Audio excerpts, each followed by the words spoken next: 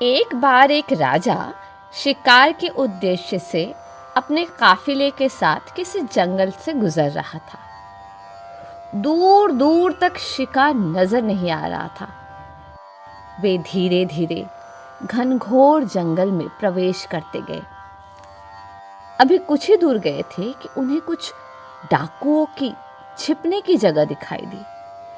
जैसे ही वे उसके पास पहुंचे कि पास के पेड़ पर बैठा तोता बोल पड़ा, पकड़ो पकड़ो, एक राजा आ रहा है, इसके पास बहुत सारा सामान है, लूटो लूटो, जल्दी आओ जल्दी आओ।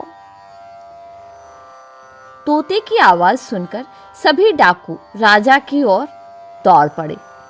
डाकुओं को अपनी ओर आते देखकर राजा और उसकी सैनिक दौड़कर भाग खड़े हुए।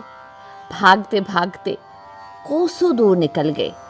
सामने एक बड़ा सा पेड़ दिखाई दिया।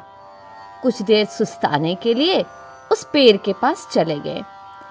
जैसे ही पेड़ के पास पहुंचे कि उस पेड़ पर बैठा तोता बोल पड़ा, आओ साजन, हमारे साधु महात्मा की कुटी में आपका स्वागत है। अंदर आइए, पानी पीजिए और विश्राम कर लीजिए। तोते की इस बात को सुनकर राजा हैरत में पड़ गया और सोचने लगा कि एक ही जाति के दो प्राणियों के व्यवहार इतना अलग अलग कैसे हो सकता है। राजा को कुछ समझ नहीं आ रहा था। वो तोते की बात मानकर अंदर साधु की कुटिया की ओर चल गया।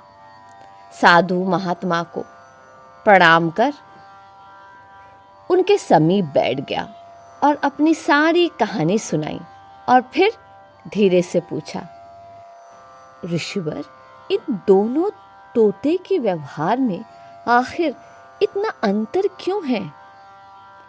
साधु महात्मा धैर्य से सारी बात सुनी और बोले, ये कुछ नहीं राजन, बस संगति का असर है। डाकुओं के साथ रहकर तोता भी डाकुओं की तरह व्यवहार करने लगा है और उनकी ही भाषा बोलने लगा है।